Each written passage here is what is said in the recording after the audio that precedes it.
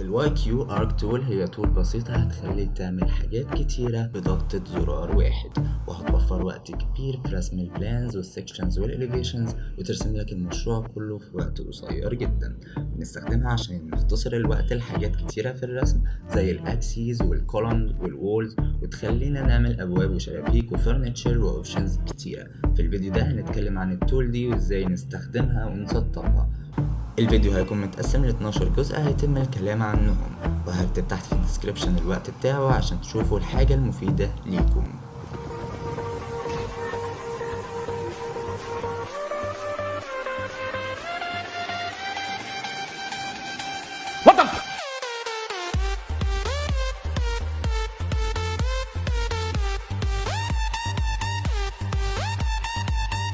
في الاول بحمل البلجن، هتلاقوه في ديسكريبشن الفيديو تحت. بعدين بروح على الفايل اللي انا نزلته فيها، اخش على السيستم، وبعدين هلاقي حاجه اسمها السيت اب، هدوس عليها هيطلع لي حاجتين كده غريبه، ما تستغربش من اللانجوج. هنختار تاني واحده، وبعدين نختار على اول خيار، هيطلع لنا حاجه غريبه برضو عادي ما تستغربش، دوس اوكي. بعدها اخش على الاوتوكاد، هتلاقيه مطلع لك من نص الحاجات، هتلاقيه مطلع واي كيو ارك من الحاجات دي. بعدين ستارت دروينج عادي، هتلاقيها طلع لك هنا واي كيو ار. ممكن تلاقيه مديك لغه غريبه كده عادي، خش هنا يو لانجوج، تمام، واختار اكتبه شويه، هو هتلاقيه محمل لك اللغه بتاعته بالانجلش. وعلشان تتفادى المشكله دي تخش تاني على سيستم سيت اب، وبعدين يوزر بريفرنسز، وبعدين هتيجي على اللانجوج، تختار الانجلش، تختارها زيرو، تمام، تقوم مسيف الجريد اكسس من الثلاث طرق، يا اما ان انا اجيبها من فوق واجيب درو جريد اكسس، او ان انا اعمل الاختصار بتاعها اللي هو زد اكس دبليو، او ان انا اختارها من هنا. دلوقتي واحده واحده علشان نكون فاهمين الفكره وفاهمين الجريد اكسس دي بتتعمل ازاي. بالاول عندنا البريدث، ده هو الهوريزونتال سبان، الدبث ده اللي هو الفيرتيكال. فانا دلوقتي لو عندي هنا 2 وبعدين هنا 3 وهنا 4، ايه الفرق ما بين الاسبان والاكسس علشان نبقى فاهمين الجزء ده؟ فهنتخيل الشكل ده مثلا، ان احنا عندنا رصيف، الرصيف ده طوله 30 متر. انا بقولك ان انا عايز احط شجرة كل 6 متر، هقول 30 على 6 فيها الخمسة، يعني انا عندي 5 سبانز فيهم 6 متر، اللي هي 1 و2 و3 و4 و5. عندي كام شجرة؟ عندي 1 2 3 4 5، والأولى اللي احنا حاطينها 6. يعني أنا دلوقتي لو عايز 6 محاور، هضرب الرقم اللي عندي ده في 5، هضرب السبان بتاعتي في 5. يعني ايه هنا؟ يعني انا دلوقتي انا عندي 5 سبانز، فانا هختار 5، وبعدين هضرب في السبان بتاعتي اللي انا هحطها هنا، فبقى كده انا عندي 6 محاور، 1 2 3 4 5 6. 5 في 6، بدل ما اقعد اكتب 6 وبعدين بدوس على اوكي. بعد ما ندوس على اوكي هيطلب مننا السكيل.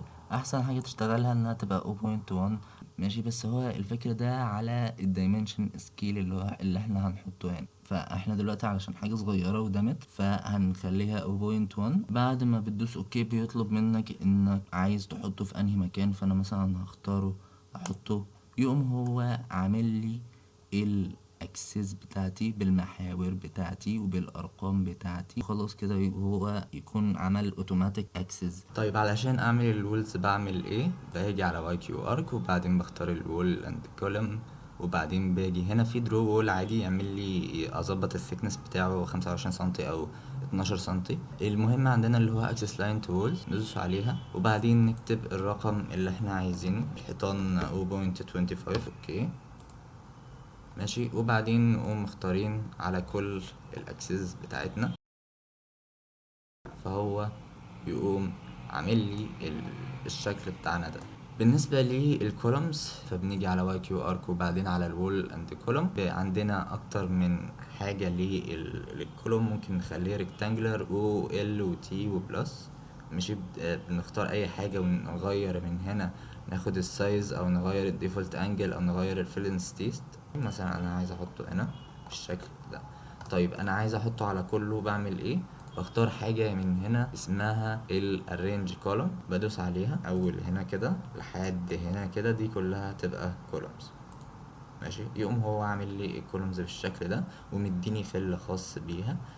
اول حاجه مثلا انا هخش ازاي اجيب الدور، بخش من هنا واي كيو ارك، وبعدين باخد open door on wall، او بكتب الاختصار بتاعها اي دي على طول. بيديني بتاع 4 خيارات من هنا.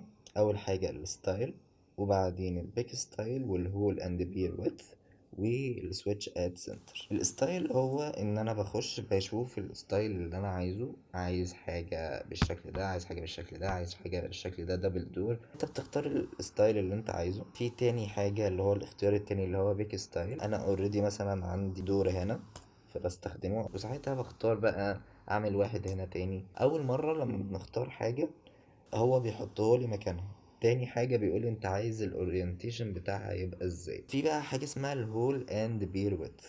الهول ويدث هو بكل بساطة هو فتحة الباب بتاعي، انا عايزه 90 سنتي، عايزه 80 سنتي. في بقى البير ويدث. ايه البير ويدث؟ اللي هي المسافة اللي هتتاخد بعد كل حيطة علشان ارسم لك الباب.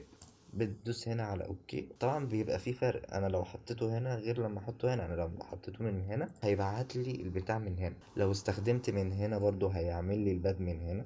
بعدين في حاجة عندنا اسمها السويتش اد سنتر. سويتش اد سنتر يعني ان انا هحطه لك في نص الحيطة، زي هنا مثلا احطه لك هنا في نص الحيطة. بالنسبة للدور مثلا في الاليفيشن هيبقى عامل ازاي، هنيجي على واي كيو ارك برضو، وبعدين دور، هنيجي على building components، وبعدين بنيجي على elevation of door، وفي section of door لو عايز كمان. اول حاجة الاليفيشن of door هنتكلم عن كل العناصر اللي موجودة دي parameters لتايب معين من الدورز. عندك السنجل دور يبقى ضلفة واحدة، دبل دور، وفي الان ايكوال. كل واحدة من دول ليهم بارامترز هنا. اول حاجة ده elevation door layer، لان هو لما انا هختار واعمل اوكي هيعمل لي هنا layer. بيقول لي اللاير color، عايز اللاير color يبقى ايه. الهول هايت، انت عايز الهول هايت بتاعنا الهول ويدث 90 سنتي اللي هي فتحة الباب. في حاجة اسمها البوكيت thickness، دي اللي هي الحتة اللي احنا بنحفر فيها علشان ندخل الباب. حاجة بتنقص لك من الارتفاع وبتنقص لك من الويدث.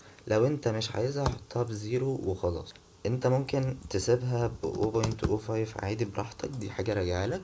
بس لو انت عايز الرسومات تطلع معاك صح، انت بتظبطها انها تخليها زيرو يعني. تاني حاجة السمول ليفز ويدث، قلناها انها بتبقى خاصة بالان ايكوال، اللي هي الحتة دي اللي هي الحتة الزيادة عن الباب. الكيسنج اللي هي الحتة اللي احنا عارفينها، اللي هي من هنا لهنا. فرونت كيسنج باك اللي هي برضو من هنا لهنا. عندنا الستوب ويدث، ودي اللي هي بتبقى الحتة اللي ما بين حز الحيطة والحتة اللي ما بين الحتة بتاعت الكيسنج اللي هي الدفينة. بعدين عندنا اللوك هايت L1 اللي هي الحتة دي كده. اللوك اوفست اللي هي ال L2 واخدة المسافة اللي ما بين اللوك والمسافة ما بين الباب. بعدين عندنا الهنج سبيس اللي هي المفصلات اللي هي في الباك دور هنا. المفصلات دي عندنا الدور سيم اللي هي الحتة اللي بتبقى تحت عقب الباب من تحت. هنا انا بختار الدور فرونت وبختار الدور باك على حسب انا عايز ابين ايه. عندنا هنا 3 خيارات. اخر حاجة هاز كلوزر. الكلوزر اللي هو البتاع اللي بيقفل علينا الباب بعد ما بنفتحه. عندنا الخيار التاني اللي هو تو جروب، ان انا اخلي ده كله في جروب واحد. وفي هاز دايمنشنز، ان هو يبقى فيه دايمنشنز لكل حاجة. اخر حاجتين عندنا اللي هي درو باي تو بوينتس، ان انا بكل بساطة باجي اقوم عامل كده ومختار باب بالشكل ده كده. طبعا في حاجة حلوة اهو لما انا بعمل الدايمنشنز، هو ان هو بيقول لي انت عايز الاورينتيشن بتاعك ازاي، يمين ولا شمال. في حاجة تانية اللي هي بيك ريكتانجلز، يعني يبقى عندي ريكتانجل زي ده كده واقوم اعمل له باب، اعمل انتر هو يطلع لي كل حاجة. اخر حاجة الاختصار بتاع الدور elevation EDE default values، ومختار مثلا حاجة باك بيديني حاجة الباك. طبعا هنا الدايمنشنز ممكن تكون كبيرة شوية فممكن نصغرها كيو ارك، وبعدين سيستم سيت اب، وبعدين ناخد السيت دروينج سكيل واكبر. هنا دلوقتي هو كبير فانا لازم اصغره، فمثلا اخليه 0.01، اقول له اوكي واختار الحاجات اللي احنا عايزين نصغرها. طيب في امر حلو برضو بيقول لي delete window or door or wall or column. لو انا عندي حاجة عايز امسحها، عايز امسح الباب ده مثلا، اختاره يبقى هو عمل لي على طول ريبير من غير اي حاجة. بالنسبة للويندو فهي نفس الكلام، open window on wall، نفس الحاجة بتاعة الدور. هيطلع لك هنا برضو نفس الحاجة، الستايل والبيك ستايل والهول والبيروت والسويتش ات سنتر. هحطها دلوقتي سويتش ات سنتر وخلاص.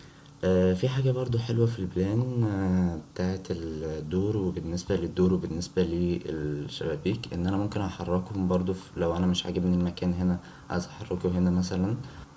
move and repair، بختار الاوبجكت بتاعي، بقول انتر، ويقول عايز احركه فين. عايز مثلا احركه هنا، هو هيظبط لي الحيطة وهيظبط لي كل حاجة.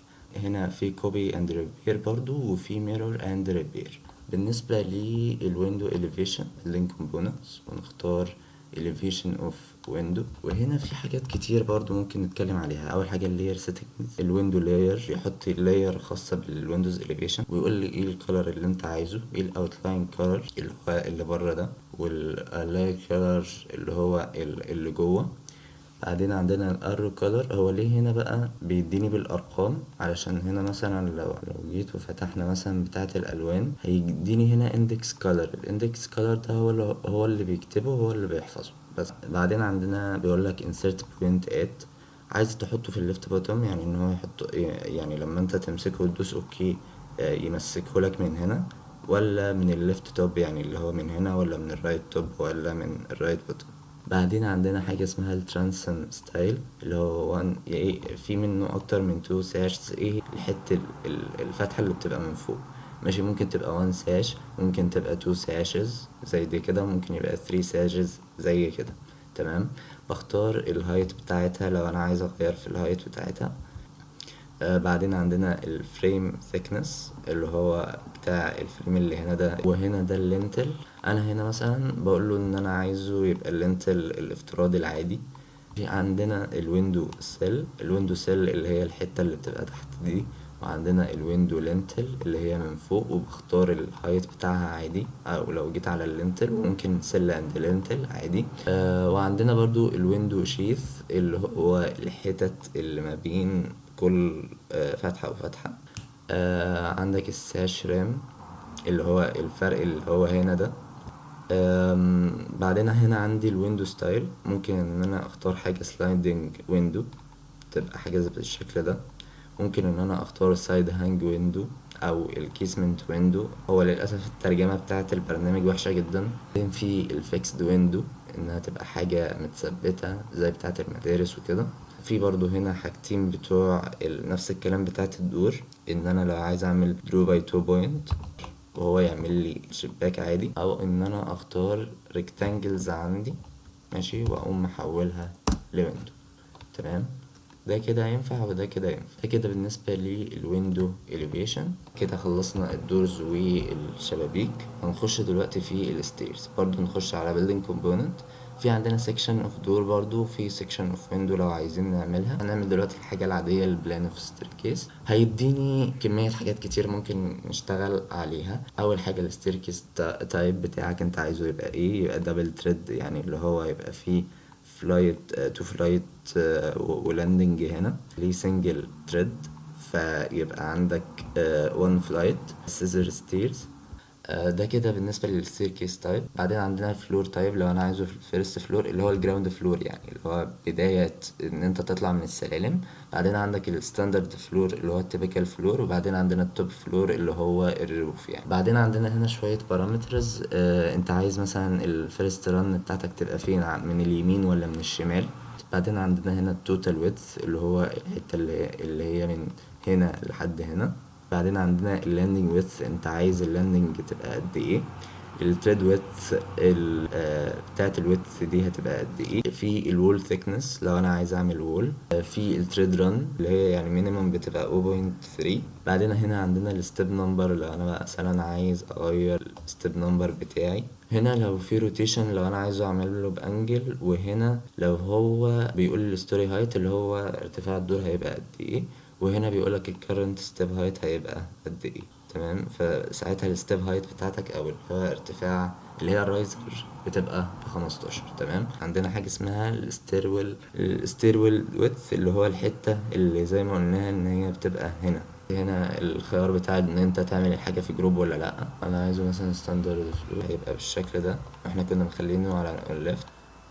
بعدين عندنا الاليفيشن بقى برضو بتخش من هنا، وبيلدينج كومبوننتس، وهتلاقي section of staircase.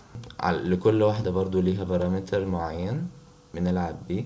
انا مثلا هختار الدبل ثريد دلوقتي. في عندنا الفيرست ران ليفت وورد، وفي الفيرست ران رايت وورد. رايت وورد يعني ان هو رايح لليمين، والليفت وورد ان هو رايح للشمال. عندي مثلا اللاندنج ويدث انا بختاره، ومقاس الجردر اللي هي الحتة دي، ده كده الجردر، ومقاس البيم اللي هي الحتة اللي هي هنا دي. بختار بقى الهايت والويدث بتاعها، وهنا برضو البيم الهايت والويدث بتاعها. وبعدين عندنا هنا البارامتر الستوري هايت بتاعه، مثلا انا عايزه 3 متر. الستوري نمبر تبقى لاندنج واحدة. التريد ران بتاعتك هتبقى 30 سنتي عادي. الستيب نمبر احنا مثلا هنخليها 20 زي ما احنا عاملينه. وهنا بيقولك الستيب نمبر ات الفيرست تريد. هو بيقولك ان التريد ده هو ده كله اللي هو الفلايت يعني. انا عايزه يبقى كام ستيب نمبر موجود. هو هنا هيديك الكرنت ستيب هايت، هيقول لي البورد ثيكنس اللي هي الحته بتاعه البوردايه اللي هنا دي. وعندنا اخر حاجه الريلينج هايت اللي هو مقاس الريل بتاع المكان. وطبعا ممكن عندنا خيار بتاع ان احنا نعمل الحاجه في جروب. لو عايزين نشتغل على الريل، لو انا مثلا عايز اجيب ريل معين وعايز احطه، الاليفيشن بانستر اللي هي الريل، الاختصار بتاعها ال جي. هنا هو بيقول لي اللاير بتاعتك البانستر. هنا بيديني التوتال هايت بتاعك، انت عايز الهايت بتاعك يبقى قد ايه. عايز الهاند ريل دايمتر، الهاند اللي هو هنا. عندنا الهاند ريل اكستند اللي هي الاكستنشن اللي عندي هنا. في بقى الريل دايمتر اللي هو بتاع الحتتين اللي هنا دول. وبعدين عندنا اللي هي التوب جاب اللي هي الحتة اللي طالعة بالشكل عندنا ده. وبعدين عندنا البوتوم جاب اللي هي تحت. وعندنا الكولوم دايمتر اللي هو جوه. بعدين عندنا الكولوم جاب بيقولك هنا انها اصغر من او تساوي 1.2 على حسب بقى تقفيلك. هنا عندنا حاجة اسمها هاز سايد كولومز، يعني ان هو يبقى فيه كولومز من الناحيتين، من هنا ومن هنا. بعدين عندنا حاجة اسمها البول دايمتر. البول دايمتر اللي هو بتاعنا اللي هو هنا ده. وبعدين عندنا البول جاب اللي هو اخر حاجة، الجاب بتاعت الحتة دي كلها. وعندنا برضو خيار بتاعت جروب. وبس كده. بيقول لي مثلا انا قول لي الفيرست بوينت بتاعتك فين، انا هقول له هنا. وبعدين بيقول لي السكند بوينت بتاعتك هتبقى هنا، فهو يعمل لي الريل على طول.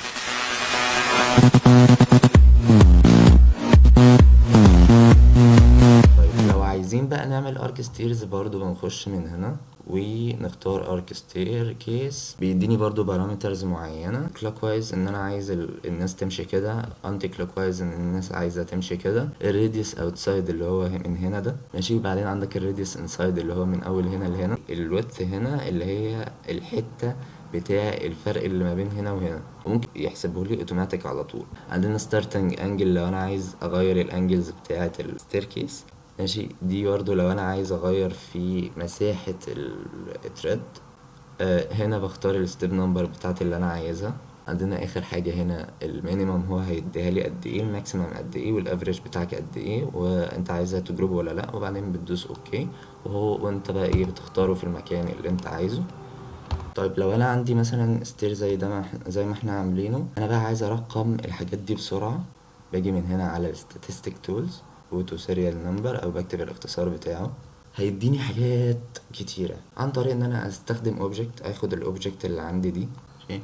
وجيت مثلا اختار حاجة زي الدوائر دي مثلا، ادوس انتر، يقوم هو عامل لي اوتو سيريال نمبر على طول. وممكن برضو اعملها هنا للسلالم.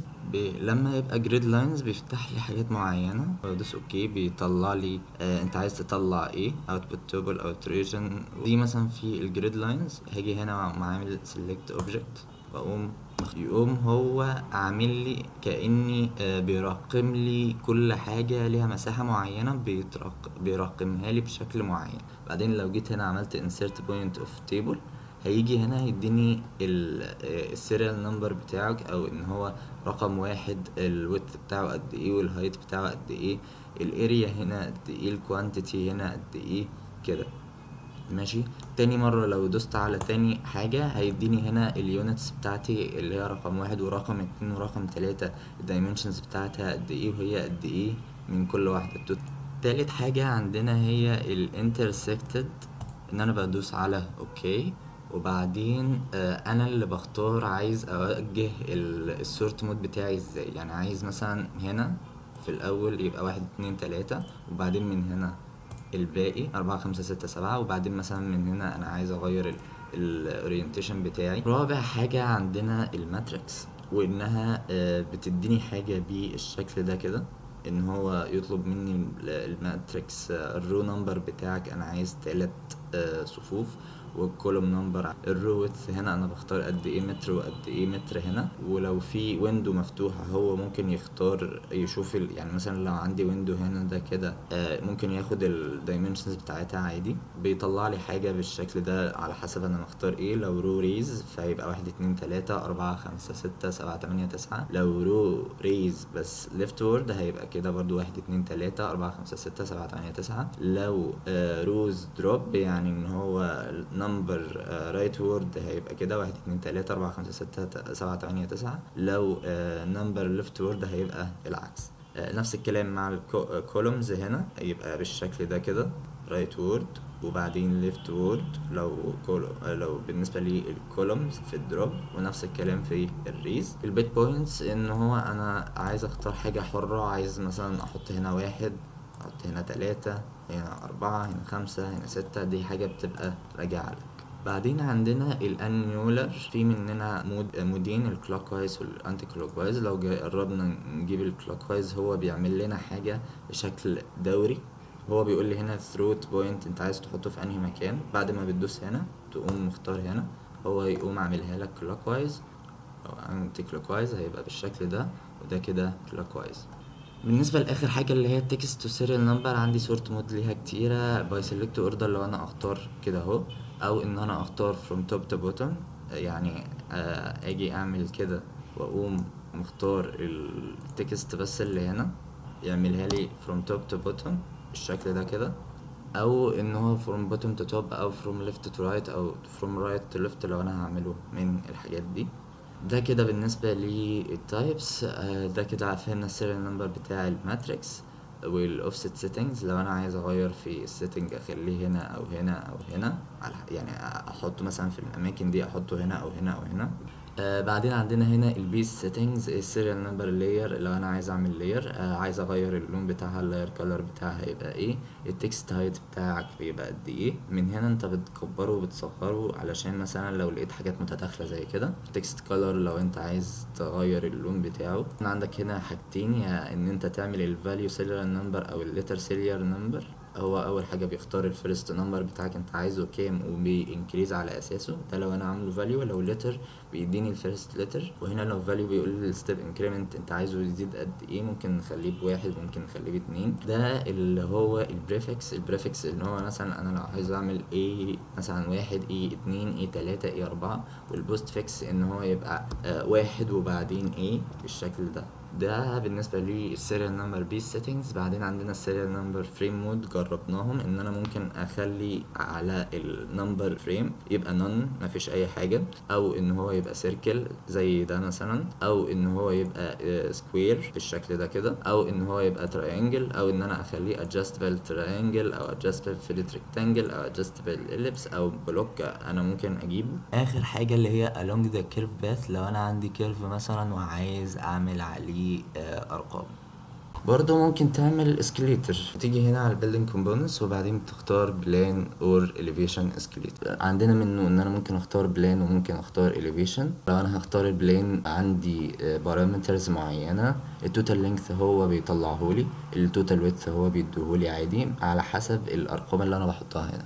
هنا لو انا عايز اعمل اليفيشن انجل بتاعه الاسكليتر من هنا في السايد اليفيشن، الستوري هايت بقول له انت عايزه يبقى قد ايه. هنا التريد ويدث اللي هي الحته بتاعه الويدث بتاعتنا هنا هتبقى قد ايه. بعدين هنا لو انا عايز اعمل روتيشن زي بالشكل ده كده 30. نفس الكلام هنا في الاليفيشن. تايبس اللي عندنا دبل تريد وسنجل تريد. والسايد اليفيشن بيطلع من هنا، يا اما ان انا بختاره كمين اليفيشن من هنا او سايد اليفيشن من هنا. وطبعا في تو جروب هنا عادي وريزت ديفولت فاليوز وخلصانه يعني.